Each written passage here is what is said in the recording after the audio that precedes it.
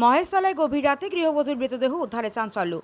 Like share follow করুন ফেসবুকে rgm.news ও subscribe করুন আমাদের ইউটিউব চ্যানেল rgm নিউজ। সঠিক খবর সবার আগে দেখতে সঙ্গে থাকুন। মহেশতলায় গভীর রাতে গৃহবধূর মৃতদেহ উদ্ধারে চাঞ্চল্য। রাতেই দেহটি উদ্ধার করে ময়নাতদন্তে পাঠিয়েছে পুলিশ। দক্ষিণ 24 পরগনার মহেশতলা পুরসভার 29 নম্বর ওয়ার্ডের বকতলা মোল্লাপাড়ার ঘটনা। স্থানীয় ক্লাবের সম্পাদকের কথা অনুযায়ী গতকাল একটি ধর্মীয় রীতিনীতি উৎসব দেখার জন্য বহু মানুষ গভীর রাত পর্যন্ত মহেশতলার পাটা মোড়ে জড়ো হয়েছিল। রাত্রি 2:30টার পর যে যার মতোই বাড়ি ফিরে আসছিল, তখনই ওই ক্লাবের সদস্যরা দেখতে পায় এক গৃহবধূ তার বাড়ির কিছুটা দূরে অচেতন অবস্থায় পড়ে রয়েছে। স্থানীয়রাই মহেশতলা থানায় ফোন করলে ঘটনাস্থলে পুলিশ এসে দেহ উদ্ধার করে বজবজ এসে হাসপাতালে নিয়ে গেলে কর্তব্যরত চিকিৎসকরা তাকে মৃত বলে ঘোষণা করেন। মৃতের স্বামীর অভিযোগ, ঘটনা ঘটার খানিক আগেই তার স্ত্রী তাকে ফোন করে বলেছিল, তুমি কার সাথে মারপিট করছো তাকে বলে। তাতে স্বামী জবাব দেয়, আমি তো আমার মেয়েকে নিয়েই আছি, কোনো ঝামেলা তো হয়নি। তাই তার সন্দেহ তার স্ত্রীর পরিচিত কেউ তাকে ফোন করে বাইরে রেখেছিল। স্বামীর এলো দাবি, মিতার গায়ে থাকা সোনার গয়না গুলি ঠিকঠাক ছিল, শুধুমাত্র গলার চেন বাদে। অর্থাৎ তুই কি উদ্দেশ্যে কেউ বা কারা তাকে ডেকেছিল এবং প্রাণে মেরে দিল, তার সঠিক তথ্য কেউ কিছু বলতে পারছে না। পরিবারের পক্ষ থেকে সুবিচারের আশায় প্রশাসনের কাছে অনুরোধ জানানো হয়েছে। সম্ভাব্য সমস্ত দিক খতিয়ে মহেশতলা থানার পুলিশে বাড়ির সামনে মৃতদেহ পাওয়া গিয়েছিল। আপাতত সেই বাড়ির এক যুবককে আটক করেছে। মেয়েটার স্বামীর বয়ান অনুযায়ী তার স্ত্রী দীর্ঘ বহু বছর ধরে একটি স্বেচ্ছাসেবী সংগঠনের সঙ্গে যুক্ত, কাজের সূত্রেই তাকে বাইরে যেতে হয়। সমগ্র ঘটনায় এলাকায় শোকের ছায়া নেমে এসেছে। স্থানীয় বাসিন্দারা বলছেন, কারোর সাথে এই পরিবারের কোনো বিবাদ ছিল না, তাহলে ঠিক কী কারণে মরতে হলো শিল্পী বিবিকে? মহেশতলা থেকে শেখ মনির রিপোর্ট, rgm.news।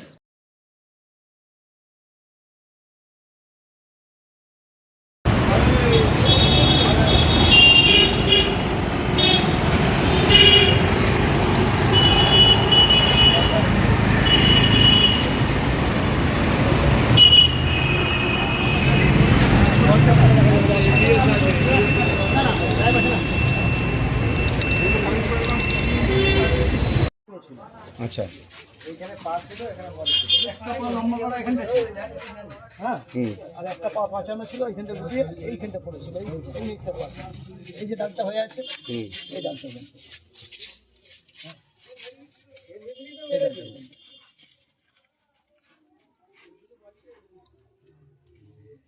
এখানটায় পড়েছিল। একদম এইখানটা লম্বা ছিল, দুটো হাত উপর দিকে ছিল, পাটা নিচে,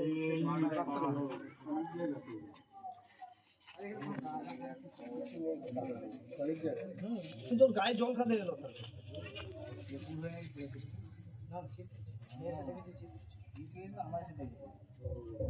ওদিকে সব ছাই মাটি আছে, ওদিক দিয়ে সব ভিজে। আমি দিয়েছিলাম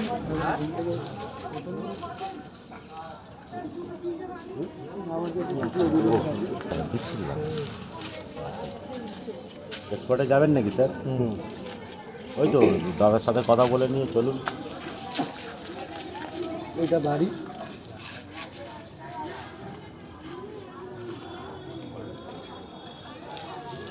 ঘটনাটা কি ঘটেছে? ঘটনাটা বলতে আমি তো জানি না, রাত্রে শুয়েছিলাম তো কালকে 2:50 নাগাদ আমাদের এই পাড়ার ছেলে আমাকে ডাকতে যায় যে আমার ঘরের পেছনে কেউ একটা মহিলাকে মেরে ফেলে দিয়ে গেছে, চিনতে পারছি না। তো আমি সঙ্গে সঙ্গে উঠে চলে এসেছি। আসার পরে আমি দেখলাম যে মেয়েটাকে তো আমিও চিনতে পারিনি। তো আমি কাউন্সিলরকে ফোন করি, কাউন্সিলর ফোন তোলেনি। আমি থানায় ফোন করেছি, থানায় ফোন করে ঘটনাটা জানাই এবং ওখানে আমি সবাইকে যেতে বারণ করে দিয়েছিলাম যে এখানে বেশি কেউ এসো না। আপনি কি স্পটে গিয়েছিলেন? হ্যাঁ, আপনি গিয়ে কি অবস্থা দেখলেন? গিয়ে অবস্থায় দেখলাম মেয়েটা চিত হয়ে শুয়ে আছে, একটা পা বাঁকা আছে আর একটা পা সোজা হয়ে রাস্তার উপরে আছে, আর একটু জল কাদা মেখে আছে। গায়ে পোশাক ছিল? হ্যাঁ, গায়ে পোশাক ছিল, কিছুটা এলোমেলো ছিল, পায়ের কাপড় কিছু এলোমেলো ছিল এবং কাদা, কিছু জল কাদা বডির মধ্যে ছিল। আর ফোনটা পড়েছিল, মানি ব্যাগটা পাশে পড়েছিল, আর জুতো এক পায়ে লাগানো ছিল, এক পায়ে খোলা পড়েছিল। এইটাই আমি দেখেছি। কি মনে হচ্ছে? আমার মনে হচ্ছে কেউ করা হয়েছে বলে মনে হয়। হয়তো কিছু করতে গিয়ে সুযোগ পায়নি, তাকে মেরে দেওয়া হয়েছে। পরিচিত হয়তো বুঝতে পেরেছে, চিনতে পেরে গিয়েছে, সেই হিসাবে মেরে দেওয়া হয়েছে। শারীরিক নির্যাতনের চেষ্টা করেছিল এরকম? হ্যাঁ, এটা হতেই পারে, না হওয়ার কিছু নেই। নাহলে ওইখানে নিয়ে গিয়ে মারবে, থাকবে কি করে? গলায় ফ্যাঁস লাগানো, জিভটা বার হয়ে গিয়েছে। ঘটনা তো আপনাদের পাড়ার ভেতরে হয়েছে। হ্যাঁ, পাড়ার অপরিচিত কোনো ব্যক্তি এরকম কাজ করতে পারে বলে মনে হয়? বাইরের কোনো ব্যক্তি? বাইরের, আমার তো সন্দেহ হচ্ছে বাইরের নয়, হলে হয়তো এলাকারই হোক। আপনারা কি চাইছেন? আমরা চাইছি একদম যে আপনার যারা অন্যায়কারী প্রকৃত অন্যায়কারী যেন দোষীরা শাস্তি পায়। ওর স্বামী বলছিল ও তো ঘরে নাকি তালা মেরে গিয়ে। হ্যাঁ, এটা পুলিশ এসে সকালবেলা নাকি তালা মেরে এখানে তো ঘরের ভিতর তো কিছু হয় না। তাহলে এখন আমরা থানায় যাব, কাউন্সিলরকে আমি ডেকেছি যাতে চাবিটা দিয়ে দেয়, কারণ ওর দুটো বাচ্চা আছে এখানে, মেয়ে দুটো কাপড় চোপড় আছে, খাওয়া দাওয়ার ব্যাপার আছে, একটাই রুম, এই 6 ভাইয়ের এইটুখানি থাকে এখানে। আর মেয়েটা ভালো জায়গায় কাজ করতে, চাকরি করতে, দক্ষিণ জগতলা যুব শক্তি ক্লাব, জায়গাটার নাম দক্ষিণ জগতলা মোল্লাপাড়া। হচ্ছে কালকের রাত্রি আমরা জাগরণ দেখতে যাই বাটা মোড়ে। তো আমি 10টার সময় ভাত খাইনি, আমি বার হয়ে চলে গেছি বাইক নিয়ে। তো ওনার দিদি এসছে আমার দুটো মেয়েকে নিয়ে জাগরণ দেখতে যায় বাটা মোড়ে। তো আমরা সব একসাথে দেখি, দেখার পরে বউ রাত হয়ে যাচ্ছে বলে 2টোর সময় ফোন করে, 2টো করতে বলে হ্যাঁ গো তুমি ঝামেলা করছো? আমি বলি না তো, মেয়ের সাথে কথা বলো। মেয়ের সাথে কথা বলে না গো মা আব্বা ঝামেলা কে বলে, ওই পর্যন্ত কথা শেষ। তো তারপরে লাস্ট যখন কথা তখন কটা বাজে? তখন 2:34 নাগাদ হবে, ফোনে আছে 2:34 নাগাদ। তারপর আর ফোন করেনি। মেয়ের সাথে কথা বলার পরে ওই বন্ধ হয়ে গেল। এইবারে ওনার দিদি বলছে নাসির রাত হয়ে যাচ্ছে আমি চলে যাচ্ছি, সব মেয়েরা যাচ্ছে না। তো ওনার সাথে একটা বউ বলে কাকি চলো আমিও যাবো। তাহলে বস আমি এগিয়ে দিই, বলে না আমি যাবো না, বাইক করে আমার বর মারবে। তো ওরা দুজন মিলে বলে মাসি চলো আমি হেঁটে যাবো। ওরা হেঁটে চলে এলো আর আমি বাটা মোড়ে দাঁড়িয়ে গেল মেয়েদের কাছে, মেয়েদের ছেড়ে কী করে আসবো। তার কিছুক্ষণ পরে তো দিদি যখন পাড়ায় ঢুকেছে বলে অনেক লোক এলো, কারণ আমাকে ঢুকতে দিচ্ছে না, বলে একটা মেয়ে মারা গেছে। ঠিক আছে, তারপর উনি দেখে বলে আমার বোন থালে হবে। ঠিক আছে, তারপর কিছুক্ষণ পরে আমার বাটা মোড়ে খবর গেছে, বলে লাইলা তোর বউ কে মেরে দিয়েছে। বলে আমি তাড়াতাড়ি পড়ি তো মরি, বাইক নিয়ে ঘুরে মেয়েকেও যাইনি, একটা পাড়ার ছেলেকে বলছি চল তো কী মেরেছে দেখি কী হয়েছে। আমি বিশ্বাস করিনি, এসে দেখছি আমাকে ঢুকতে দিচ্ছে না ক্লাবের ছেলেরা।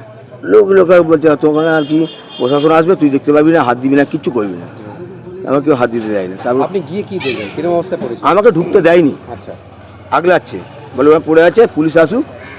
তো পুলিশ এসে যখন ঢুকলো, স্যার আমাকে একবার দেখতে দিন না। ওরা গিয়ে টর্চ মারলো, দেখি না ছিট হয়ে পড়ে আছে রাস্তার মধ্যে, ওই গলির ভিতরে, আর মাথা ওইদিকে পা এদিকে। গায়ে পোশাক ছিল? গায়ে পুরো চুড়িদার পরেছিল, পিঙ্ক কালার চুড়িদার, আর ওই অন্যটা গলায় পরে বাঁধা, জিভ বেরিয়ে আছে। এই পর্যন্ত শেষ। আপনার কি মনে হচ্ছে কিভাবে মারা হয়েছে তাকে? আমার মনে হয় যে ওকে কেউ লাস্ট ফোন করেছে,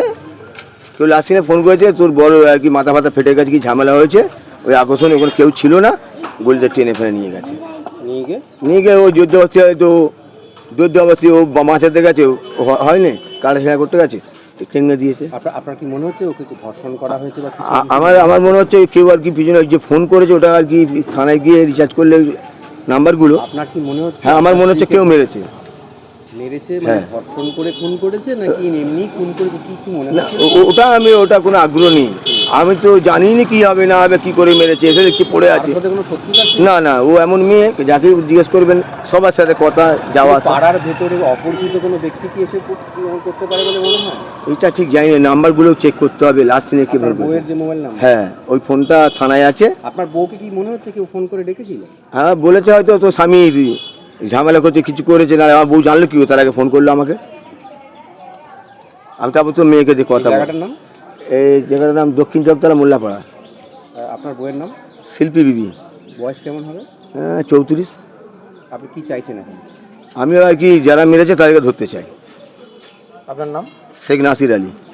এখন আপনার বাড়ি, অফিস এবং দোকানকে সুরক্ষিত রাখুন টোটাল সিকিউরিটি সলিউশনের সাথে।